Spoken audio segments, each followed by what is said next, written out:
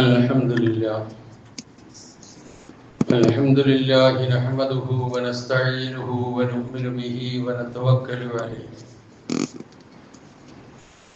ونعوذ بالله من شرور أنفسنا ومن سيئات أعمالنا من يهده الله فلا مضل له ومن يضلل فلا هادي له وأشهد أن لا إله إلا الله وحده لا شريك له وأشهد أن محمدا عبده ورسوله أرسله بالهدى ودين الحق ليظهره على الدين كله ولو كره المشركون اللهم صل على محمد وعلى آل محمد كما صليت على إبراهيم وعلى آل إبراهيم وبارك على محمد وعلى آل محمد كما باركت على إبراهيم وعلى آل إبراهيم إنك حميد مجيد أما بعد فإن خير الكلام كلام الله وخير الهدي هدي محمد صلى الله عليه وسلم وشر الأمور محدثاتها وكل محدثة بدعة وكل بدعة ضلالة وكل ضلالة في النار يا أيها الذين آمنوا اتقوا الله حق تقاته ولا تموتن إلا وأنتم مسلمون يا أيها الناس اتقوا ربكم الذي خلقكم من نفس واحدة وخلق منها زوجها وبث منهما رجالا كثيرا ونساء واتقوا الله الذي تساءلون به والأرحام إن الله كان عليكم رقيبا يا أيها الذين آمنوا اتقوا الله وقولوا قولا سديدا يصلح لكم أعمالكم ويغفر لكم ذنوبكم ومن يطع الله ورسوله فقد فاز فوزا عظيما أعوذ بالله من الشيطان الرجيم بسم الله الرحمن الرحيم إنا جعلنا ما على الأرض زينة لها لنبلوهم أيهم أحسن عملا സഹോദരന്മാരെ സഹോദരികളെ ജീവിതത്തിന്റെ നിഖില മേഖലകളിലും റഹ്മാനായ അള്ളാഹുവിന്റെ വിധിവിലക്കുകൾ പാലിച്ചുകൊണ്ട് ജീവിക്കുവാൻ കൽപ്പിക്കപ്പെട്ടവരും നിർദ്ദേശിക്കപ്പെട്ടവരുമാണ് ഞാനും നിങ്ങളും എന്ന് ഉണർത്തുന്നു. അല്ലാഹു സുബ്ഹാനഹു വ തആല മുത്തഖികളും മുവഹ്ഹിദുകളുമായി ജീവിച്ച് മരണപ്പെടുവാൻ നമുക്കെല്ലാവർക്കും തൗഫീഖ് നൽകുമാറാകട്ടെ എന്ന് പ്രാർത്ഥിക്കുകയും ചെയ്യും. പരിശുദ്ധ ഇസ്ലാമിനെ ആദർശമായി അംഗീകരിച്ച ഒരു വ്യക്തിയിൽ നിന്ന് പ്രകടമാകേണ്ടുന്ന ഉത്തമമായ രണ്ട് സ്വഭാവ ഗുണങ്ങൾ വിശുദ്ധ ഖുർആനിലും ഹദീസിലും നമുക്ക് മനസ്സിലാക്കാൻ കഴിയുന്നു. ആ രണ്ട് ഗുണങ്ങൾ, ഒന്ന് ഇഹ്സാനാണ്, മറ്റൊന്ന് ഇത്ഖാനാണ്. ഇഹ്സാനും ഇത്ഖാനും എന്ന് പറഞ്ഞാൽ മലയാളത്തിൽ ഭാഷാന്തരപ്പെടുത്തുമ്പോൾ മികവും തികവും എന്ന് നമുക്ക് അർത്ഥം പറയാം. പൊതുവെ മനുഷ്യർ എല്ലാവരും അവൻ എന്ത് കാര്യം ചെയ്താലും അത് ഈ രൂപത്തിലായിരിക്കണം എന്നുള്ളത് അവന്റെ പ്രകൃതിയിൽ ഊട്ടപ്പെട്ട ഒരു കാര്യമാണ്. എന്ത് പ്രവൃത്തി ചെയ്താലും, പഠിക്കലായാലും പഠിപ്പിക്കലായാലും തൊഴിൽ ചെയ്യുന്നതായിരുന്നാലും തൊഴിലെടുപ്പിക്കുന്നതായിരുന്നാലും ഏത് മേഖലകളിലായിരുന്നാലും ശരി, താൻ ചെയ്യുന്നത് പരമാവധി കുറ്റമറ്റതായിരിക്കണം എന്നുള്ള ഒരു കാഴ്ചപ്പാട്.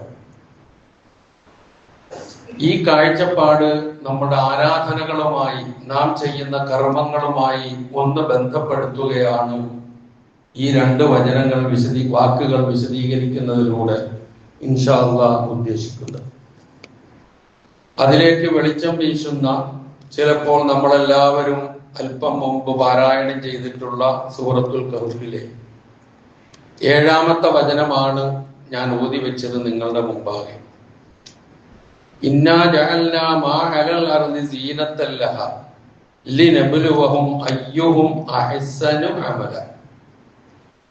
തീർച്ചയായും ഭൂമുഖത്തുള്ളതെല്ലാം നാം അതിന് അലങ്കാരമാക്കിയിരിക്കുന്നു. എന്തിനാണത്? ലിനബ്ലുവഹും അവരെ പരീക്ഷിച്ചറിയാൻ വേണ്ടി. അയ്യുഹും അഹ്സനു അമല, അവരിൽ ആരാണ് പ്രവർത്തനത്താൽ ഏറ്റവും നല്ലത് ചെയ്യുന്നവർ, അല്ലെങ്കിൽ കുറ്റമറ്റ നല്ല പ്രവർത്തനം ചെയ്യുന്നത് ആരാണ് എന്ന് പരീക്ഷിക്കാൻ വേണ്ടിയിട്ടാണ് ഭൂമുഖത്തുള്ള എല്ലാറ്റിനെയും സീനത്തായി, അലങ്കാരമായി, ഭംഗിയായി നാം നിശ്ചയിച്ചിരിക്കുന്നത് എന്നാണ് അതിൻ്റെ അർത്ഥം. ഇവിടെ ഇഹ്സാൻ എന്ന വാക്ക് ഒരു സത്യവിശ്വാസിയെ സംബന്ധിച്ചിടത്തോളം അവനിൽ ആന്തരികമായി കുടികൊള്ളുന്ന, സ്ഥിതി ചെയ്യുന്ന ആത്മീയമായ ഒരു ഗുണമാണ് ഇഹ്സാൻ എന്നുള്ളത്. എന്ന് വെച്ചാൽ അതില്ലെങ്കിൽ അള്ളാഹുവിന്റെ തൃപ്തി നേടിയെടുക്കാൻ കഴിയില്ല. നാം ചെയ്യുന്ന എല്ലാ കർമ്മങ്ങളും അള്ളാഹുവിന്റെ തൃപ്തിക്ക് വേണ്ടി മാത്രമാവുക എന്നുള്ളതാണ് ഇഹ്സാൻ. നബി സല്ലല്ലാഹു അലൈഹി വസല്ലമയോട് ഇഹ്സാൻ എന്താണെന്ന് ചോദിച്ചപ്പോൾ റസൂല് നൽകിയ ഒരു നിർവചനമുണ്ട്. അൻ തഅബുദല്ലാഹ കഅന്നക തറാഹു ഫഇൻ ലം തകുൻ തറാഹു ഫഇന്നഹു യറാക. ഇഹ്സാൻ എന്ന് പറഞ്ഞാൽ നീ അള്ളാഹുവിനെ ഇബാദത്ത് ചെയ്യലാണ്, ആരാധന ചെയ്യലാണ്. അള്ളാഹുവിനെ നീ കാണുന്നു എന്ന പോലെ. അള്ളാഹുവിനെ നീ കാണുന്നില്ലെങ്കിലും അള്ളാഹു നിന്നെ കാണുന്നുണ്ട് എന്ന ബോധത്തോടു കൂടി ആ മാനസികാവസ്ഥയിൽ ഒരു കർമ്മം ചെയ്യുമ്പോഴാണ് അതിന് ഇഹ്സാൻ എന്ന് പറയുക. ഈ ഇഹ്സാൻ മനസ്സിൽ വെച്ചുകൊണ്ട് താൻ ചെയ്യുന്ന പ്രവർത്തനങ്ങൾ ഏറ്റവും നല്ലതും കുറ്റമറ്റതുമാകണം എന്ന രൂപേണ ചെയ്യുമ്പോഴാണ് അത് ഇത്ഖാനായി മാറുക. ഇഹ്സാൻ ഇല്ലാത്ത അമലുകൾക്ക് ഇത്ഖാൻ ഉണ്ടാവില്ല. ഇത്ഖാൻ ഇല്ലെങ്കിൽ ഇഹ്സാനും ഉണ്ടാവില്ല. അത് രണ്ടും പ്രധാനപ്പെട്ട രണ്ട് വാക്കുകളും കർമ്മങ്ങളുമായി ഏറ്റവും അധികം അടുക്കുന്നതുമാണ്. സൂറത്തുൽ മുൽക്കിലെ ആദ്യത്തെ 1-2 വചനങ്ങൾ നമുക്ക് പരിചിതമാണല്ലോ. അല്ലദീ ഖലഖൽ മൗത വൽ ഹയാത ലിയബ്ലുവക്കും അയ്യുക്കും അഹ്സനു അമല. മൗത്തും ഹയാത്തും, മരണവും ജീവിതവും സൃഷ്ടിച്ചവനാണ് അല്ലാഹു. എന്തിന്?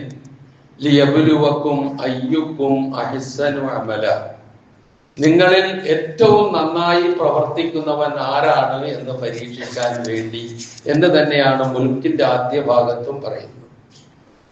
ഇനി ഇത് പഠിപ്പിക്കുന്ന അല്ലെങ്കിൽ ഇങ്ങനെ ആയിരിക്കണമെന്ന് നിർദ്ദേശിക്കുന്ന സൃഷ്ടാവായ അള്ളാഹുവിന്റെ സൃഷ്ടിപ്പുകളോ പ്രവർത്തനങ്ങളോ ആർക്കെങ്കിലും ഏതെങ്കിലും തരത്തിലുള്ള ന്യൂനതയോ കുറ്റമോ ചൂണ്ടിക്കാണിക്കാൻ കഴിയുന്ന നിലയിലാണോ? അല്ലേ അല്ല, ഒരിക്കലുമല്ല. മാ തറാ ഫീ ഖൽഖിർ റഹ്മാനി മിൻ തഫാവുത്, മുൽക്കിന്റെ ആദ്യ ഭാഗം തന്നെ. മാ തറാ ഫീ ഖൽഖിർ റഹ്മാനി മിൻ തഫാവുത്, റഹ്മാന്റെ സൃഷ്ടിപ്പിൽ ഒരു പൊട്ടലും ചീറ്റലും ഒരു പോരായ്മയും നിനക്ക് കാണാൻ കഴിയില്ല. ഇനി അതല്ല, നിനക്ക് റഹ്മാന്റെ സൃഷ്ടിപ്പിൽ പൊട്ടലുണ്ട്, പോരായ്മയുണ്ട്, ന്യൂനതയുണ്ട് എന്ന് കണ്ടേ തീരൂ, എന്ന് പറഞ്ഞേ തീരൂ എന്നാണ് നിനക്ക് ഭാവമെങ്കിൽ ഫർജിഉൽ ബസർ, വീണ്ടും വീണ്ടും നിന്റെ കണ്ണിനെ മടക്കി കൊണ്ടുപോവുക. ഹൽ തറാ മിൻ ഫുതൂർ, വല്ല വിടവും നീ കാണുന്നുണ്ടോ എന്ന് നോക്കുക. എന്നിട്ടും തൃപ്തി വരുന്നില്ലെങ്കിൽ സുമ്മർജിഉൽ ബസറ കറത്തൈൻ, വീണ്ടും വീണ്ടും 2 പ്രാവശ്യമോ അതിലധികമോ നീ ഏതിലാണോ അള്ളാഹുവിന്റെ സൃഷ്ടിപ്പിൽ പോരായ്മ കാണുന്നത് അതിലേക്ക് വീണ്ടും വീണ്ടും നിന്റെ കണ്ണും കാതും ചിന്തയും എല്ലാം നീ കൊണ്ടുപോയി നോക്കൂ. സംഭവിക്കുന്നത് എന്താണ്?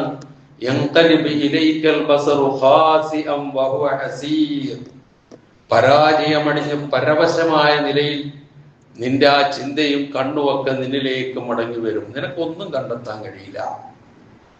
അത്ര കുറ്റമറ്റ സൃഷ്ടിപ്പാണ് അള്ളാഹുവിൻ്റെത്. ആ സൃഷ്ടിപ്പ്, അള്ളാഹുവിന്റെ ആ പ്രവർത്തനങ്ങൾ കുറ്റമറ്റതാണ് എന്ന് വിശദീകരിക്കുന്ന വിശുദ്ധ ഖുർആനിലെ ഒരേ ഒരു വചനം മാത്രമേ ഉള്ളൂ. ഈ അത്തഖന എന്ന പ്രയോഗം വന്നിരിക്കുന്ന ഒറ്റ വചനമേ ഉള്ളൂ ഖുർആനിൽ. എന്നാൽ അള്ളാഹുവിന്റെ സൃഷ്ടിപ്പും അവന്റെ നിർമ്മിതിയും ഒക്കെ അതുമായി ബന്ധപ്പെട്ട് കുറ്റമറ്റ നിലയിൽ തന്നെയാണ് പോകുന്നത്. അത് സൂറത്തുൻ നംലിലെ 88-ാമത്തെ വചനത്തിലാണ്. സുൻഅല്ലാഹില്ലദീ അത്ഖന കുല്ല ഷൈഇൻ, അള്ളാഹുവിന്റെ നിർമ്മാണം, അള്ളാഹുവിന്റെ ഉണ്ടാക്കൽ.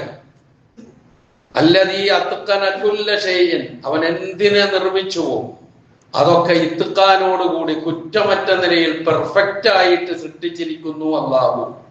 ആർക്കും ഒരു കുറ്റവും പറയാൻ കഴിയില്ല. ഈ അത്ഖനയിൽ നിന്നാണ് ഇത്ഖാൻ എന്ന പദം പ്രയോഗിക്കപ്പെടുന്നത്. സൂറത്തുൻ നംലിലെ 88-ാമത്തെ വചനത്തിലാണ് അത്ഖന എന്ന പ്രയോഗം വന്നിരിക്കുന്നത്.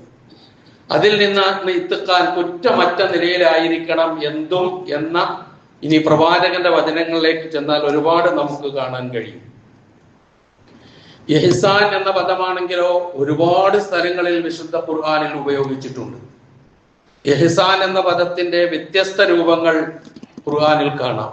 അതിൽ ഇഹ്സാൻ എന്ന് പറയുന്ന ക്രിയാധാതു, മസ്ദർ എന്ന് പറയും അറബിയിൽ.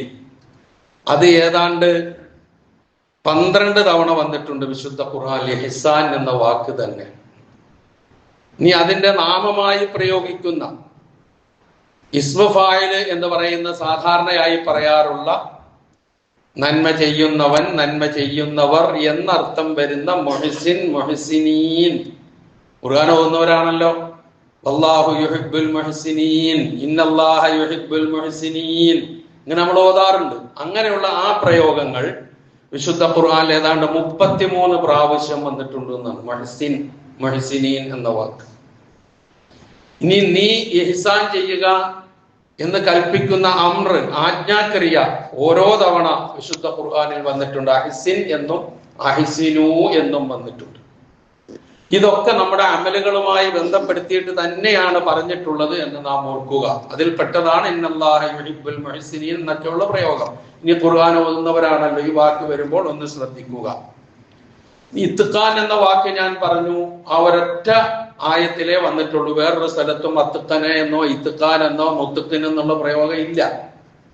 എന്നാൽ നബി സല്ലല്ലാഹു അലൈഹി വസല്ലമയുടെ വചനങ്ങളിൽ ആ വാക്ക് പല സന്ദർഭങ്ങളിൽ ആരാധനകളുമായി ബന്ധപ്പെട്ട് ഇഹ്സാനോടൊപ്പം, അല്ലെങ്കിൽ ഇഹ്സാൻ പറയുന്നതോടൊപ്പം, ഓർമ്മിപ്പിക്കുന്നതോടൊപ്പം ഇത്ഖാനും പറയുന്നത് നമുക്ക് കാണാൻ കഴിയും.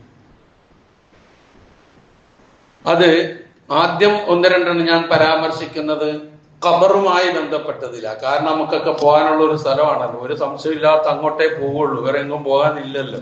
അതുകൊണ്ട് അതുമായി ബന്ധപ്പെട്ട് നബി സല്ലല്ലാഹു അലൈഹി വസല്ലം പറഞ്ഞ 2 രംഗങ്ങളുണ്ട്. ഒന്ന്, നബി സല്ലല്ലാഹു അലൈഹി വസല്ലമ തന്റെ പുത്രൻ ഇബ്രാഹിമിനെ ഖബറടക്കുന്ന സന്ദർഭത്തിൽ ഖബർ പാകിയ ഇഷ്ടികകൾക്കിടയിൽ വിടവ് കണ്ടു നബി സല്ലല്ലാഹു അലൈഹി വസല്ലം. അത് വെച്ച് കെട്ടിയിരിക്കുന്ന അങ്ങോട്ട് ശരിയായിട്ടില്ല, അതിന്റെ ഇടയിൽ വിടവ് കാണും. ഇത് കണ്ട നബി സല്ലല്ലാഹു അലൈഹി വസല്ലമ അത് ശരിയാക്കാൻ പറഞ്ഞു, ആ വിടവ് അടയ്ക്കാൻ പറഞ്ഞു. എന്നിട്ട് നബി സല്ലല്ലാഹു അലൈഹി വസല്ലമ പറഞ്ഞു, അങ്ങനെ ആ വിടവ് അവിടെ കിടക്കുന്നത് കൊണ്ടോ അല്ലെങ്കിൽ ആ വിടവ് അടച്ച് ഭംഗിയാക്കുന്നത് കൊണ്ടോ ആ ഖബറിൽ കിടക്കാൻ വരുന്ന, അവരിൽ ഖബറടക്കപ്പെടുന്ന ആളുകൾക്ക് പ്രത്യേകിച്ച് ഉപകാരവും കിട്ടാനില്ല, ഉപദ്രവവും കിട്ടാനില്ല. ഇന്നഹാ ലാ തദുറു വലാ തൻഫ, ഇത് രണ്ടും സംഭവിക്കാൻ പോകുന്നില്ല. പിന്നെയോ വലാകിന്നഹാ തുഖിറു ഐനൽ ഹയ്യ്, ജീവിച്ചിരിക്കുന്നവന്റെ കൺകുളിർമക്ക് വഴിയൊരുക്കും എന്നാണ് നബി സല്ലല്ലാഹു അലൈഹി വസല്ലമയെ കുറിച്ച് പറഞ്ഞത്. എന്താണത്? നമ്മളെങ്ങനെങ്കിലും കൊണ്ടുപോയി കുഴി തോണ്ടി കൊണ്ടുപോയി ഒരാളിനെ കുഴിച്ചിടാൻ പറ്റൂല. ആരായാലും ശരി, അവർക്ക് വേണ്ടി അവസാനമായി നാം അണിയിച്ചൊരുക്കുന്ന വീടുണ്ടല്ലോ, അത് ഇത്ഖാനോട് കൂടി തന്നെ ആയിരിക്കണം. എങ്ങനെങ്കിലും മാന്തി എങ്ങനെങ്കിലും വെച്ചു പോകാൻ പറ്റൂല എന്നാണ് റസൂല പഠിപ്പിച്ചതിന്റെ അർത്ഥം. എന്നിട്ട് നബി സല്ലല്ലാഹു അലൈഹി വസല്ലം പറഞ്ഞു, വഇന്നൽ അബ്ദ ഇദാ അമില അമലൻ അഹബ്ബല്ലാഹു അൻ യുത്ഖിനഹു, ഇതുൾപ്പെടെ, ഈ പറഞ്ഞതുൾപ്പെടെ ഒരു ദാസൻ ഒരു പ്രവൃത്തി ചെയ്യുമ്പോൾ അത് ഏറ്റവും കുറ്റമറ്റ നിലയിൽ ഇത്ഖാനോടുകൂടി ചെയ്യുന്നത്, മികവുറ്റതായി ചെയ്യുന്നത്, തികവുറ്റതായി ചെയ്യുന്നത്, കുറ്റമറ്റ നിലയിൽ ചെയ്യുന്നത് അള്ളാഹു ഇഷ്ടപ്പെടുന്നു. ഖബറിന്റെ കാര്യത്തിലാണ് ഇത് പറഞ്ഞു. ഇനി ഒന്നും കൂടി കേട്ടോളൂ. ആസിബ് ഇബ്നു കുലൈബ് എന്ന് പറയുന്ന സഹാബി, അദ്ദേഹത്തിന്റെ പിതാവിൽ നിന്ന് ഉദ്ധരിക്കുന്ന ഒരു സംഭവമാണ്. അദ്ദേഹം പറയുകയാണ്, ഞാൻ എൻ്റെ ഉപ്പയോടൊപ്പം ഒരു ജനാസ കബറടക്കുന്ന സ്ഥലത്ത് പോയി. അവിടെ അള്ളാഹുവിന്റെ റസൂലുമുണ്ട്. റസൂൽ സല്ലല്ലാഹു അലൈഹി വസല്ലമ ഇവിടെ സാന്നിധ്യമുള്ള ഒരു ജനാസ കബറടക്കുന്ന സ്ഥലത്ത് ഞാനും എൻ്റെ പിതാവിൻ്റെ ഒപ്പം പോയി. ഞാൻ അന്ന് കാര്യങ്ങൾ കണ്ടാലും കേട്ടാലും മനസ്സിലാകുന്ന, തിരിയുന്ന പ്രായമുള്ള ഒരു കുട്ടിയായിരുന്നു. ഹദീസിന്റെ ഭാഷ അങ്ങനെ തന്നെ ഞാൻ പറയുക. അങ്ങനെ ജനാസ ഖബറിന്റെ അടുക്കലേക്ക് കൊണ്ടുവരപ്പെട്ടു. പക്ഷേ വലം യുമക്കില്ലഹ, ആ ഖബറിന്റെ പണി പൂർത്തിയായിട്ടുണ്ടായില്ല. ആ ഖബറിലേക്ക് ജനാസ വെക്കാൻ പറ്റുന്ന നിലയിൽ ഖബർ ശരിയായിട്ടുണ്ടായില്ല. ഖബർ ഏറ്റവും ശരിയായതിനു ശേഷമേ ജനാസ അങ്ങോട്ട് നമ്മൾ എടുക്കാവൂ. അതാണല്ലോ നമ്മളൊക്കെ ചെയ്യാറുള്ളത്, അതാണ് അതിന്റെ നിയമവും. അല്ലാതെ കുഴിയുടെ ഒക്കെ കൊണ്ടുവന്ന് വെച്ചിട്ട് ഖബർ ശരിയാക്കുന്ന സ്വഭാവം പാടില്ല. അതൊക്കെ വലിയ വിഷമം ഉണ്ടാക്കുന്ന കാര്യങ്ങളാണ്. നബി സല്ലല്ലാഹു അലൈഹി വസല്ലം ഇത് കണ്ടുകൊണ്ട് പറഞ്ഞു, സബ്ബൂ ലഹദ ഹാദ, ഈ ഖബർ നേരെ ചൊവ്വേ ശരിയാക്കുക എന്ന് പറഞ്ഞു അള്ളാഹുവിന്റെ റസൂൽ. അപ്പൊ ഈ വാക്ക് കേട്ടപ്പോൾ ഒപ്പമുണ്ടായിരുന്ന അനുചരന്മാർ വിചാരിച്ചു, അങ്ങനെ ചെയ്യൽ ഒരു സുന്നത്താകുമോ എന്ന് അവർ വിചാരിച്ചു എന്നാണ്. ഖബറിന്റെ അടുക്ക കൊണ്ടുപോയി ജനാസ വെക്കുക, എന്നിട്ട് ശരിയായോ എന്ന് നോക്കുക, എന്നിട്ട് ശരിയാക്കുക, അങ്ങനൊന്നും അല്ല അതിന്റെ ഉദ്ദേശം എന്ന് പഠിപ്പിക്കാൻ വേണ്ടി നബി സല്ലല്ലാഹു അലൈഹി വസല്ലമ തന്റെ അനുചരന്മാരിലേക്ക് തിരിഞ്ഞിട്ട് പറഞ്ഞു, നേരത്തെ പറഞ്ഞതുപോലെ ഈ മയ്യത്തിന് ഇത് നന്നാക്കിയത് കൊണ്ട്, കുറ്റമറ്റതാക്കിയത് കൊണ്ട് പ്രത്യേകിച്ച് ഒരു ഉപദ്രവമോ ഉപകാരമോ ഒന്നുമില്ല എന്ന് പറഞ്ഞിട്ട് പ്രവാചകൻ വീണ്ടും പറഞ്ഞു, വലാകിൻ അല്ലാഹ യുഹിബ്ബു ഇദാ അമില അഹദുക്കും അമലൻ അൻ യുത്ഖിനഹു, എന്ത് പ്രവൃത്തി ചെയ്താലും ശരി, ഇവൻ ഖബറടക്കുന്നത് പോലെ പോലുമായിരുന്നാലും എന്നാണ് ആ പറഞ്ഞതിന്റെ അർത്ഥം. അത് കുറ്റമറ്റതും പെർഫെക്റ്റുമായിരിക്കണം, ഇത്ഖാനോടുകൂടി ആയിരിക്കണം. ഒന്നുകൂടി നബി സല്ലല്ലാഹു അലൈഹി വസല്ലം പറഞ്ഞതായിട്ട് നമുക്ക് കാണാം ഖബറിനെ കുറിച്ച്, വഅമിഖൂ വഅഹ്സിനൂ, ഖബർ നല്ല ആഴത്തിലുള്ളതാകണം, ഏറ്റവും നല്ല നിലയിലുമാകണം. എന്ന് പറഞ്ഞാൽ ഒരു ഖബറായിട്ട് തന്നെ ആകണം, എങ്ങനെങ്കിലുമൊക്കെ മാന്തി വെക്കലല്ല എന്നർത്ഥം. അതുപോലും ഇത്ഖാനോടുകൂടി പഠിപ്പിച്ചു വന്നു നബി സല്ലല്ലാഹു അലൈഹി വസല്ലം. അത് തീരുന്നില്ല. ഒരാൾ മരണപ്പെട്ട് കുളിപ്പിക്കുമ്പോൾ, കഫം പൊതിയുമ്പോൾ ഇവിടെ ഒക്കെ ഇത് സൂക്ഷിക്കുകയും ശ്രദ്ധിക്കുകയും വേണം. ഞാൻ മരണം കൊണ്ട് തന്നെ ഖബർ കൊണ്ട് തുടങ്ങുകയാണ് ഈ വിഷയം. അവസാനം എത്താനുള്ളതാണല്ലോ, അത് ആദ്യം പറഞ്ഞെന്നും അത്രയേ ഉള്ളൂ.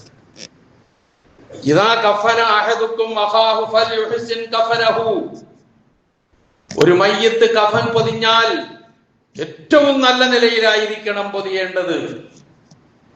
തുണി പിടിച്ചു മുറുക്കി അങ്ങോട്ടും ഇങ്ങോട്ടും ഒക്കെ വലിച്ചു കെട്ടി വളരെ പെർഫെക്റ്റ് ആയിരിക്കണം, ഇഹ്സാൻ അതിലും വേണം എന്ന് നബി സല്ലല്ലാഹു അലൈഹി വസല്ലം പഠിപ്പിച്ചു. മരിച്ചതല്ലേ, എങ്ങനെങ്കിലും പൊതിഞ്ഞു കെട്ടി കൊണ്ടുപോയി ഇടാൻ പറ്റൂല. കൊണ്ടുപോയി വെക്കുന്ന സ്ഥലത്തെ പോലുമാണ് ഈ പരാമർശിച്ചത്.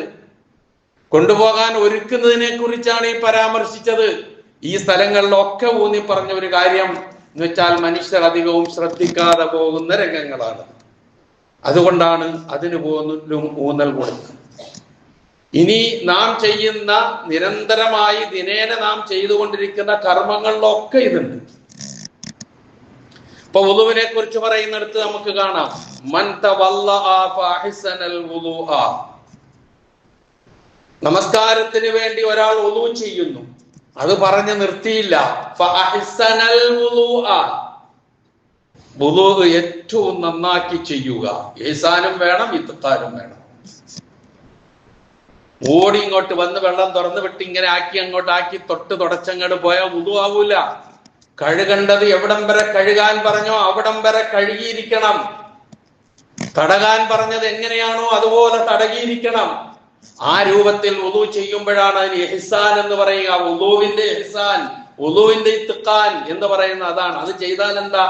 ഖറജത് ഖതായാഹു മിൻ ജസദിഹി, അവന്റെ ശരീരത്തിൽ നിന്ന് അവന്റെ ചെറിയ പാപങ്ങളൊക്കെ അങ്ങോട്ട് പോകും. ഹത്താ തഖ്റുജ മിൻ തഹ്തി അൽഫാരിഹി, ഈ നഖത്തിന്റെ അടിയിൽ പാപമുണ്ടെങ്കിൽ അതുപോലും പോകുന്ന. പക്ഷെ വുളു ഇഹ്സാനാകണം, ഇത്ഖാനോടുകൂടി ആകണം. മുഖം എവിടം മുതൽ എവിടം വരെ കഴുകാൻ പഠിപ്പിച്ചു, അത് കഴുകിയിരിക്കണം. കൈ ഏതുവരെ കഴുകാൻ കൽപ്പിച്ചു അത് കഴുകിയിരിക്കണം. തല എവിടം മുതൽ എവിടം വരെ തടവാൻ കൽപ്പിച്ചു അതുപോലെ തടവിയിരിക്കണം. തൊട്ട് തേച്ചുകൊണ്ട് ഒന്നുമാവൂല. ഇതൊക്കെ തന്നെയാണ് ഈ പറഞ്ഞതിന്റെ അർത്ഥം. ഇതൊക്കെ ഞങ്ങൾ ചെയ്യുന്നതല്ല. പിന്നെ ഇപ്പൊ ഇത്ര അധികം പറയാനുണ്ടെന്നൊക്കെ ചിന്തിക്കുന്നുണ്ടാവും ആരെങ്കിലും ഒക്കെ. ചിന്തിച്ചോളി, എനിക്ക് കുഴപ്പമൊന്നുമില്ല. പക്ഷെ ചെയ്യേണ്ടതുപോലെ ചെയ്തില്ലെങ്കിൽ അതിന്റെ പ്രതിഫലം കിട്ടൂല. ഈ പറഞ്ഞ രണ്ട് വാക്കുകൾ അതുകൊണ്ട് തന്നെയാണെന്ന് വിശദീകരിക്കാൻ ഉദ്ദേശിച്ചു. ഇനി നമസ്കാരത്തെ സംബന്ധിച്ച് പറഞ്ഞത് എന്താ? ഒരു മുസ്ലിമായ മനുഷ്യന് നിർബന്ധ നമസ്കാരത്തിന്റെ സമയം ആസന്നമാകുന്നു. എന്നിട്ട് അവൻ എന്തൊക്കെ നന്നാക്കണം? അവൻ നന്നാക്കണം ആ നമസ്കാരത്തിന് വേണ്ടിയുള്ള വുളു, ആ നമസ്കാരത്തിന്റെ ആ നമസ്കാരത്തിന്റെ റുക്കൂഅ്, എന്തൊക്കെയാണോ നമസ്കാരത്തിലെ കർമ്മം അതെല്ലാം ഇഹ്സാൻ, അതെല്ലാം ഇത്ഖാൻ. എങ്ങനെങ്കിലും അങ്ങോട്ട് കാട്ടിക്കൂട്ടി ഒരു നിസ്കാരമാക്കി പോകാനല്ല പറഞ്ഞത്. അത് നമസ്കാരത്തിൽ തുമഅനീനത്ത് വളരെ പ്രധാനപ്പെട്ട ഒരു കാര്യമാണ്. ഓരോ പ്രവൃത്തി ചെയ്യുമ്പോഴും അതിനാവശ്യമായ സമയമെടുക്കാൻ, ഒരുപാട് എടുക്കാനും പാടില്ല, ഒട്ടും എടുക്കാതിരിക്കാനും പാടില്ല. റുക്കോയിൽ അങ്ങോട്ട് പോയി റുക്കോയിൽ എത്തുമ്പോഴേക്കും ഇഅ്തിദാലിലേക്ക് പോകരുത്. റുക്കോയിൽ നിശ്ചയിച്ച സമയമുണ്ട്, ആ ടൈം അവിടെ ഉണ്ടാകണം. ഇഅ്തിദാലിലും അങ്ങനെ തന്നെ. അതങ്ങനെ വരുമ്പോഴേ നമസ്കാരം ഇഹ്സാൻ എന്ന പ്രയോഗത്തിൽ ഉൾപ്പെടുകയുള്ളൂ. ഇങ്ങനെ ചെയ്താൽ അതിന്റെ ശ്രേഷ്ഠതയെ കുറിച്ചാണ് പറഞ്ഞത്. അവൻ ആ നമസ്കാരത്തിന്റെയും മറ്റ് നമസ്കാരങ്ങളുടെ ഇടയിൽ ചെയ്ത എല്ലാ പാപങ്ങൾക്കും പ്രായശ്ചിത്തമാണ്. ഇങ്ങനെ വർഷം മുഴുവൻ അവൻ ചെയ്തുകൊണ്ടിരുന്നാലോ ചെറിയ ചെറിയ പാപങ്ങളിൽ നിന്ന് പൂർണ്ണമായും സുരക്ഷിതനായി മുക്തനായി അവൻ അള്ളാഹുവിനെ കണ്ടുമുട്ടാമെന്ന്. ഇന്ന് വെള്ളിയാഴ്ച നമ്മളെല്ലാം ജുമഅക്കാണ് ഇവിടെ ഒരുമിച്ച് കൂടിയിരിക്കുന്നത്. ഒരു ജുമഅക്ക് പങ്കെടുക്കുന്ന ഒരു വ്യക്തിക്ക് അതിന്റെ പൂർണ്ണമായ അർത്ഥത്തിലാണ് ചെയ്യുന്നതെങ്കിൽ 10 ദിവസത്തെ പാപങ്ങൾ പൊറുക്കപ്പെടും. 10 ദിവസത്തെ, എന്റെ വകയല്ല ഞാൻ പറയുന്നത്, അള്ളാഹുവിന്റെ റസൂൽ സല്ലല്ലാഹു അലൈഹി വസല്ലമ പറഞ്ഞതാണ്, പഠിപ്പിച്ചതാണ്. അതിന് നിശ്ചയിച്ച നിബന്ധനകളുണ്ട്. ഇല്ലാതെ കിട്ടൂല ഈ പ്രതിഫലം. ആ നിബന്ധനകൾ എന്ന് പറയുന്നത് അതിലും പറയുന്നു,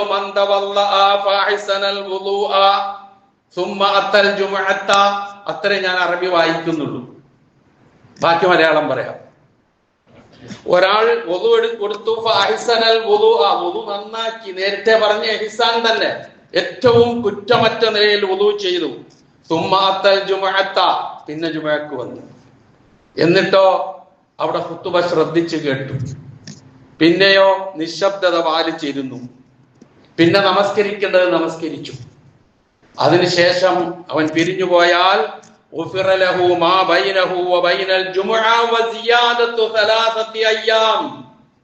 കഴിഞ്ഞ ജുമയുടെയും ഈ ജുമയുടെയും ഇടയിൽ എത്ര ദിവസം വരും? 7 ദിവസം +3. അതാണ് ഞാൻ പറഞ്ഞത്, സിയാദത്ത് സലാസത്തി അയ്യാം, 10 ദിവസത്തെ.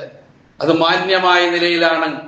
ഞാൻ ജുമഅക്കാണ് വന്നിരിക്കുന്നത്, ഞാൻ പള്ളിയിലാണ് ഇരിക്കുന്നത്, ഞാൻ ശ്രവിക്കുന്നത് ഖുതുബയാണ് എന്നുള്ള ബോധത്തോടുകൂടി ഇരുന്ന് പ്രാർത്ഥനാ നിർഭരമായ മനസ്സോടുകൂടി ഇരിക്കലാണ്. അത് ചെയ്യുമ്പോഴാണ് 10 ദിവസത്തെ പാപങ്ങൾ പൊറുക്കപ്പെടുക എന്ന് പറഞ്ഞത്. നമുക്കിതൊന്നും ഒരു വിഷയമല്ല. നമുക്കെല്ലാം ഒരു കാട്ടിക്കൂട്ടലാണ്. ജുമഅയും ഒരു കാട്ടിക്കൂട്ടലാണ്. ഒന്ന് വരിക, ഇരിക്കുക, ഉറങ്ങാൻ പറ്റുമെങ്കിൽ ഉറങ്ങുക. ഞാൻ അത്രേ പറയുന്നുള്ളൂ. ഇപ്പോ വിഷമിക്കരുത്, എന്നോട് ആർക്കും വിഷമം തോന്നരുത്. നിങ്ങളുടെ പ്രതിഫലം നഷ്ടപ്പെടാതിരിക്കാൻ വേണ്ടിയിട്ട് ഞാൻ പറയുന്നു എന്ന് വിചാരിച്ചാൽ മതി.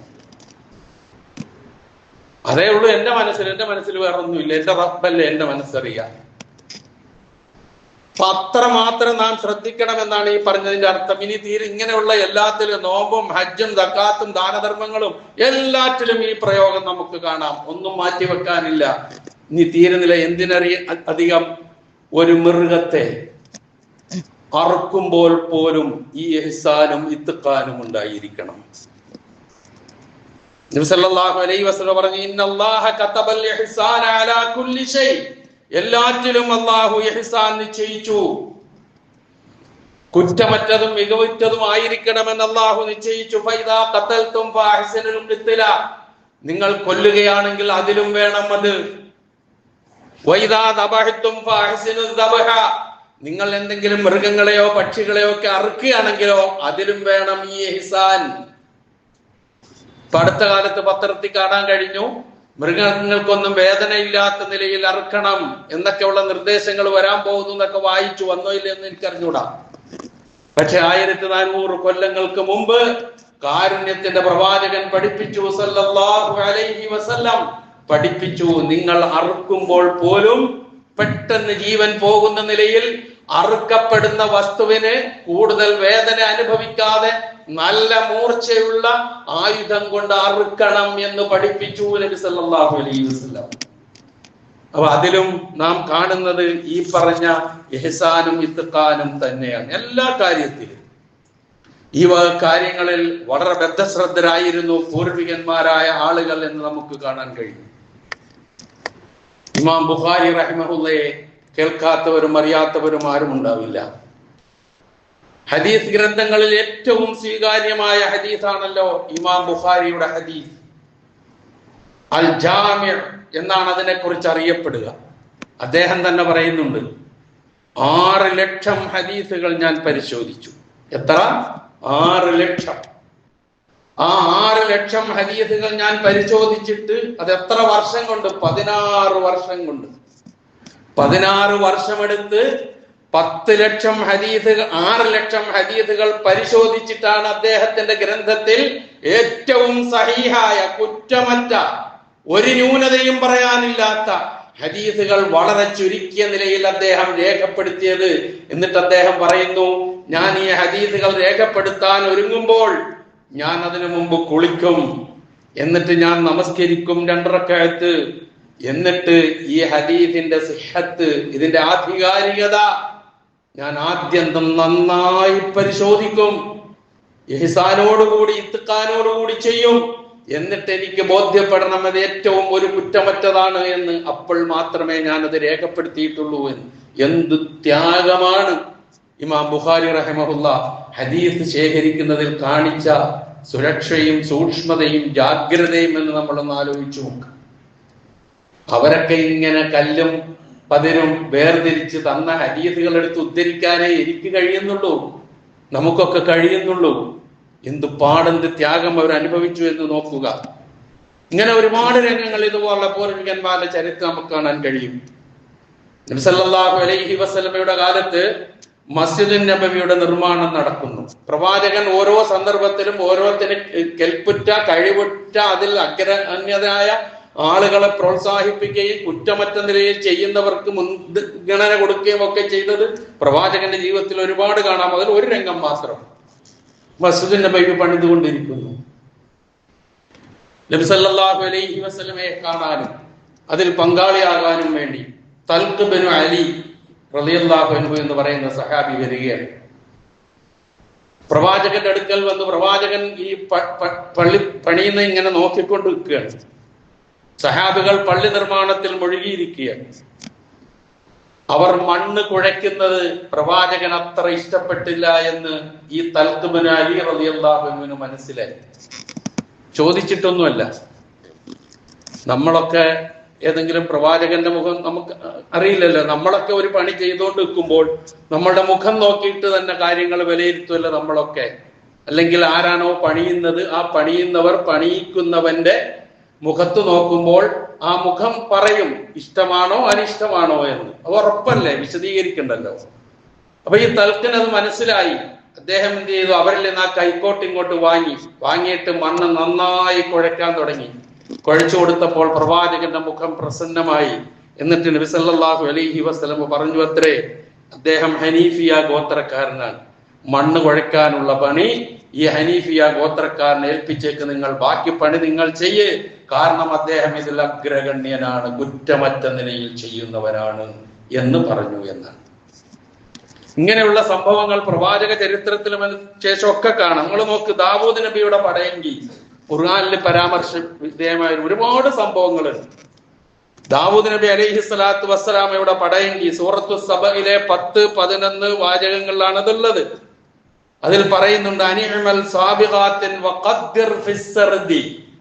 നിസ്കാരമല്ല, നോമ്പല്ലെന്നോ ഈ പറയുന്ന ഒന്നും, എന്താ പറയാ, സാബിഖാത്തിൻ, വലിയ വിശാലമായ തരത്തിലുള്ള പടയങ്കി അഥവാ എന്താണ് തടഞ്ഞു നിർത്തുന്നതിന് വേണ്ടിയുള്ള ആ ആയുധം നീ തയ്യാറാക്കുക എന്ന് പറഞ്ഞു. വഖദ്ദിർ, എന്നിട്ട് പറഞ്ഞു വഖദ്ദിർ ഫിസ് സർദി, അതിന്റെ കണ്ണികൾ കുറ്റമറ്റ നിലയിൽ ഫിറ്റ് ചെയ്യണോട്ടോ. ദാവൂദ് നബിയോട് അള്ളാഹുവിന്റെ നിർദ്ദേശം.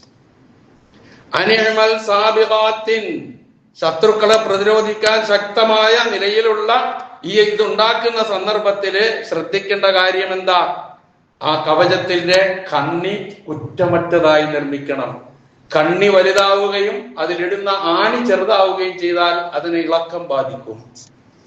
അതേസമയം കണ്ണി ചെറുതാവുകയും ആണി വലുതാവുകയും ചെയ്താൽ അവിട്ട് കടക്കുകയില്ല. ഇതൊക്കെ നമുക്ക് നമ്മുടെ നിത്യജീവിതത്തിൽ കാണുകയും കേൾക്കുകയും ചെയ്യുന്നവരല്ലേ.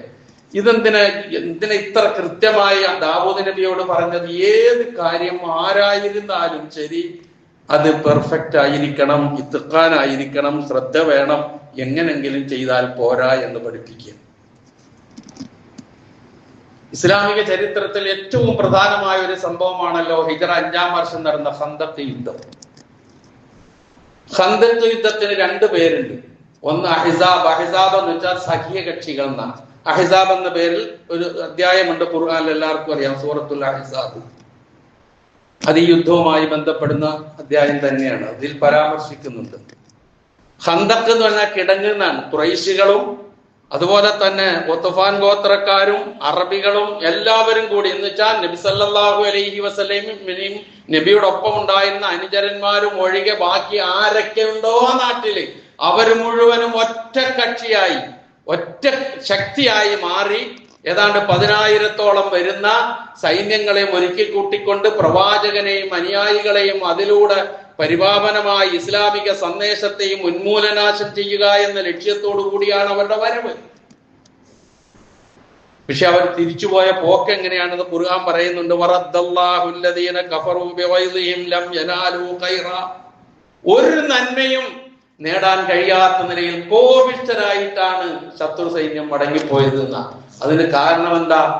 വളരെ ആഴത്തിലും നീളത്തിലും വീതിയിലുമുള്ള കിടങ്ങ് കുഴിക്കുക എന്ന് പറയുന്ന ആ ഒരു വലിയ കാര്യം സൽമാനുൽ ഫാരിസി റളിയല്ലാഹു അൻഹുവിന്റെ നിർദ്ദേശം അനുസരിച്ച് ചെയ്ത് അതിലൂടെയാണ് അതിൽ ആ വിജയം നേടാൻ കഴിഞ്ഞത് എന്നാണ് ചരിത്രം പറഞ്ഞു തരുന്നത്. ഞാനിതൊക്കെ സൂചിപ്പിച്ചത് എല്ലാ കാര്യത്തിലും നമസ്കുളു മുതൽ നാം ഇടപെടുന്ന, നമ്മുടെ ശരീരത്തിൽ ധരിക്കുന്ന വസ്ത്രം, നാം ഉപയോഗിക്കുന്ന പ്രതിരോധ രംഗങ്ങൾ എന്ന് വേണ്ട ഏതൊക്കെ രംഗങ്ങളുണ്ടോ, ഭൗതികവും അതുപോലെ തന്നെ ആത്മീയവുമായി വരുന്ന എന്തൊക്കെ കാര്യങ്ങളിലുണ്ടോ അതിലൊക്കെ ശ്രദ്ധ പതിപ്പിക്കേണ്ട വളരെ പ്രധാനപ്പെട്ട ഒന്നാണ് ഈ ഇഹ്സാൻ അല്ലെങ്കിൽ ഇത്ഖാൻ എന്നൊക്കെ പറയുന്നത്.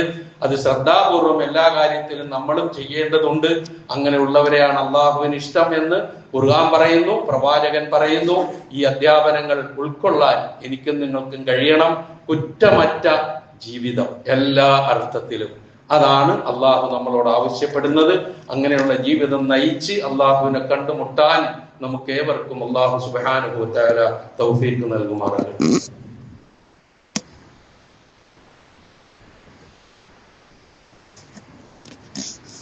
അൽഹംദുലില്ലാഹ് അല്ലദീ ഹദാനാ ലിഹാദാ വമാ കുന്നാ ലിനഹ്തദിയ ലൗലാ അൻ ഹദാനല്ലാഹ് വസ്സലാത്തു വസ്സലാമു അലാ അഷ്റഫിൽ അംബിയാഇ വൽ മുർസലീൻ വഅലാ ആലിഹി വസഹ്ബിഹി അജ്മഈൻ. അമ്മാ ബഅദ്, ഇത്തഖുല്ലാഹ ഇബാദല്ലാഹ്. ഒരിക്കൽ കൂടി അള്ളാഹുവിന്റെ ആജ്ഞാനുവർത്തികളായി ജീവിക്കുവാൻ ഞാൻ ഉണർത്തുന്നു. അൽഹംദുലില്ലാഹ്, വളരെ സന്തോഷമുള്ള പ്രതീക്ഷാനിർഭരമായ ചില വാർത്തകൾ ഗസയുടെ ഭാഗത്തു നിന്ന് വരുന്നു എന്നുള്ളത് നമ്മളെയൊക്കെ സംബന്ധിച്ചിടത്തോളം ഒരുപാട് സന്തോഷം നൽകുന്ന, അള്ളാഹുവിനെ സ്തുതിക്കാൻ വഴിയൊരുക്കുന്ന, വീണ്ടും അവിടുത്തെ ശാശ്വതമായ സമാധാനത്തിന് വേണ്ടി പ്രാർത്ഥിക്കാനും ഒക്കെ നമ്മളെ പ്രേരിപ്പിക്കുന്ന ഒരു രംഗമായിട്ട് ഈ സന്ദർഭത്തിൽ വരികയാണ്. അത് ഞാൻ നിങ്ങളുമായി പങ്കിടുന്നു. നമ്മളിന്ന് വായിച്ചതാണ് പത്രങ്ങളിലൊക്കെ. 1-ാം ഘട്ടം എന്നുള്ള നിലയിൽ വെടിനിർത്തൽ പ്രാബല്യത്തിൽ വരുന്നു എന്നും 24 മണിക്കൂറിനുള്ളിൽ ഇസ്രായേൽ സൈന്യം പിന്മാറുമെന്നും അതുപോലെ തന്നെ തിങ്കളാഴ്ചയോടുകൂടി ബന്ദികളെയൊക്കെ മോചിപ്പിക്കുമെന്നും ഒക്കെയുള്ള കരാറുകളും കാര്യങ്ങളൊക്കെ, ഖത്തറിന്റെ അതിശക്തമായ നീക്കം, ഈജിപ്തിൽ വെച്ച് നടന്ന ചർച്ച, ഇതെല്ലാം കൂടി ഒരു പ്രതീക്ഷയുടെ പുലരി അവിടെ ഉണ്ടാകുന്നോ എന്ന് നമ്മളെ ചിന്തിപ്പിക്കുന്ന, സന്തോഷിപ്പിക്കുന്ന ഒരവസ്ഥ. മുമ്പും ഇതേപോലെ മാസങ്ങളോളം ദിവസങ്ങളോളം വേണ്ടെന്ന് വെച്ചിട്ട് പിന്നീട് തുടങ്ങിയ തുടക്കമാണ് വംശഹത്യയുടെ മൂർധന്യ ദശയിലെത്തിയത് എന്ന് നമുക്കറിയാം. ഇതങ്ങനെ ആകാതിരിക്കട്ടെ എന്ന് നമുക്ക് പ്രാർത്ഥിക്കാം. അതാണ് നമ്മൾ ചെയ്യേണ്ടത്. അതുപോലെ തന്നെ പൂർണ്ണമായ ശാന്തിയും സമാധാനവും ആ ഭാഗത്തുണ്ടാകണം. ആ ഭാഗത്ത് ഈ ഫലസ്തീൻ എന്ന് പറയുന്ന ആ നാട്ടിൽ ജീവിക്കുന്നവർക്ക് ഒരു സ്വതന്ത്രമായ രാഷ്ട്രം എന്നുള്ള ലോക രാഷ്ട്രങ്ങളുടെ ആ ചിന്ത, ആ ആഗ്രഹം സബലീകൃതമാകണം. ഇനിയൊരു യുദ്ധമോ അതുപോലുള്ള കാര്യങ്ങളോ ഒന്നും ഉണ്ടാകാത്ത അവസ്ഥ അവിടെ ഉണ്ടായിത്തീരണം. അതിനൊക്കെ വേണ്ടിയുള്ള ആത്മാർത്ഥമായ പ്രാർത്ഥനയാണ് ഇനി നമ്മിൽ നിന്നുണ്ടാകേണ്ടത്. അതോടൊപ്പം തന്നെ ഈ കരാറുകളും കാര്യങ്ങളും വന്നു കഴിഞ്ഞതിന് ശേഷം പോലും ഇന്നലെയും 10 പേരെ ഇസ്രായേൽ കൊന്നിട്ടുണ്ട് എന്ന സങ്കടകരമായ വാർത്തയും ഇതിലുണ്ട്. അത് യൂതന്മാരുടെ സ്വഭാവം അങ്ങനെ തന്നെയാണ്. പലപ്പോഴും ഞാൻ ഇവിടെ സൂചിപ്പിച്ചതാണ്. അതാണ് അവരുടെ ശൈലി. അതിൽ നിന്നൊക്കെ മാറാനുള്ള മാനസികാവസ്ഥ അവർക്കുണ്ടാകാനും ആ സാധുക്കളായ ദുരന്തം മാത്രം ഏറ്റുവാങ്ങി ജീവിച്ച ആ സാധുക്കളായി ഇനി അവശേഷിക്കുന്നവർക്കെങ്കിലും സമാധാനത്തോടുകൂടി ജീവിക്കാനുള്ള ഒരവസ്ഥ അല്ലാഹു സുബ്ഹാനഹു വ തആല പ്രദേശത്ത് സംജാതമാക്കി കൊടുക്കുമാറാകട്ടെ. ഇപ്പോൾ എടുത്ത തീരുമാനങ്ങൾ പൂർണ്ണമായ അർത്ഥത്തിൽ നടപ്പിലാക്കുവാനും ഘട്ടം ഘട്ടമായി പൂർണ്ണമായ സമാധാനം ആ പ്രദേശത്ത് സംജാതമാകുവാനും അല്ലാഹു സുബ്ഹാനഹു വ തആല തൗഫീഖ് ചെയ്യുമാറാകട്ടെ. ലോകമെമ്പാടും ഇങ്ങനെ പ്രയാസം അനുഭവിക്കുന്നവരുടെ പ്രയാസങ്ങളിൽ നിന്ന് അല്ലാഹു സുബ്ഹാനഹു വ തആല അവരെ മുക്തരാക്കി കൊടുക്കുമാറാകട്ടെ. പ്രാർത്ഥനയിലേക്ക് കടക്കുന്നതിന് മുമ്പ് ഇന്ന് നമ്മുടെ 2ാമത്തെ വെള്ളിയാഴ്ചയാണ്. നമ്മളുടെ റിലീഫ് ഫണ്ടിലേക്കുള്ള കളക്ഷന്റെ ദിവസമാണ്. ആവശ്യക്കാർ ഒരുപാടുണ്ട്, പൈസ കുറവാണ് എന്നൊന്നുകൂടി ഞാൻ ഓർമ്മിപ്പിക്കുന്നു. കഴിവിന്റെ പരമാവധി അതുമായി നിങ്ങൾ എല്ലാവരും സഹകരിക്കണം. നാം ചെയ്യുന്ന ചെറുതും വലുതുമായ എല്ലാ കാര്യങ്ങളും പൂർണ്ണമായും അല്ലാഹു നമ്മിൽ നിന്ന് സ്വീകരിക്കുമാറാകട്ടെ. അത്തരം കാര്യങ്ങൾ സ്വീകരിച്ചുകൊണ്ട് എല്ലാ ഫിത്തനകളിൽ നിന്നും, പരീക്ഷണങ്ങളിൽ നിന്നും, ആപത്തുകളിൽ നിന്നും, മുസീബത്തുകളിൽ നിന്നും അല്ലാഹു കാത്തുരക്ഷിക്കുമാറാകട്ടെ. മാരകമായ രോഗങ്ങൾക്ക് വിധേയരായി പ്രയാസം അനുഭവിക്കുന്നവരുടെ പ്രയാസങ്ങളെ അല്ലാഹു അകറ്റിക്കൊടുക്കുമാറാകട്ടെ. ക്യാൻസർ എന്ന രോഗം പിടിപെട്ട് വേദന കടിച്ചിറക്കുന്ന ഒരുപാട് സഹോദരി സഹോദരന്മാർക്ക് വേണ്ടി പ്രാർത്ഥിക്കാൻ ആവശ്യപ്പെട്ടിട്ടുണ്ട്. അല്ലാഹു സുബ്ഹാനഹു വ തആല അവരുടെയൊക്കെ വേദന ലഘൂകരിച്ചു കൊടുക്കുമാറാകട്ടെ. അവർക്ക് പൂർണ്ണ സിഹത്തും ആഫിയത്തും നൽകി അനുഗ്രഹിക്കുമാറാകട്ടെ. അത്തരം തീവ്രമായ രോഗങ്ങൾ വന്നു ഭവിക്കുന്നതിൽ നിന്ന് നമ്മയും നമ്മുടെ കുടുംബാദികളെയും റഹ്മാനായ റബ്ബ് കാത്തുരക്ഷിക്കുമാറാകട്ടെ. നമ്മിൽ നിന്ന് മരണപ്പെട്ടു പോയവർക്ക് അല്ലാഹു പുറത്തു കൊടുക്കുമാറാകട്ടെ. കഴിഞ്ഞ ദിവസം ഷെയ്ഖ് സുഹൈർ എന്ന് പറയുന്ന ഒരു ചെറുപ്പക്കാരൻ, ഒരു മധ്യവയസ്കൻ മരണപ്പെട്ടു. അദ്ദേഹം കത്രിക്കടവ് ഏരിയയിലേക്ക് താമസത്തിന് പോകുന്നതിന് മുമ്പ് ഈ മിമ്പറിന്റെ മുൻവശത്ത് എന്നും ജുമഅക്ക് വന്നിരുന്ന ഒരു വ്യക്തിയാണ്. എനിക്ക് ഏറ്റവും നന്നായിട്ട് അറിയാം. അല്ലാഹു സുബ്ഹാനഹു വ തആല അദ്ദേഹത്തിന് മഗ്ഫിറത്തും റഹ്മത്തും നൽകുമാറാകട്ടെ. കിടന്ന് ഒരുപാട് പ്രയാസപ്പെട്ടാണ് അദ്ദേഹം മരണപ്പെട്ടു പോയത്. അല്ലാഹു സുബ്ഹാനഹു വ തആല ആ പ്രയാസത്തിനൊക്കെ അർഹമായ പ്രതിഫലം നൽകി അനുഗ്രഹിക്കുമാറാകട്ടെ. അദ്ദേഹത്തിന്റെ ബർസഖിയായ ജീവിതം അല്ലാഹു സന്തോഷപൂരിതമാക്കി കൊടുക്കുമാറാകട്ടെ. ഏറ്റവും നല്ല അവസ്ഥയിൽ, അല്ലാഹു തൃപ്തിപ്പെടുന്ന അവസ്ഥയിൽ ലാ ഇലാഹ ഇല്ലല്ലാഹ് എന്ന് പ്രഖ്യാപിച്ചുകൊണ്ട് ഈ ലോകത്തോട് ഇവിടെ പറയുവാൻ നമുക്കെല്ലാവർക്കും അല്ലാഹു തൗഫീഖ് നൽകുമാറാകട്ടെ. اللهم اغفر للمؤمنين والمؤمنات والمسلمين والمسلمات الأحياء منهم والأموات إنك مجيب الدعوات ويا قاضي الحاجات. اللهم اعز الاسلام والمسلمين واذل الشرك والمشركين. اللهم اعز الاسلام والمسلمين واذل الشرك والمشركين. اللهم اعز الاسلام والمسلمين واذل الشرك والمشركين. اللهم اجرنا من النار. اللهم اجرنا من النار. اللهم اجرنا من النار. ربنا اغفر لنا ولإخواننا الذين سبقونا بالإيمان ولا تجعل في قلوبنا غلا للذين آمنوا ربنا إنك رؤوف رحيم.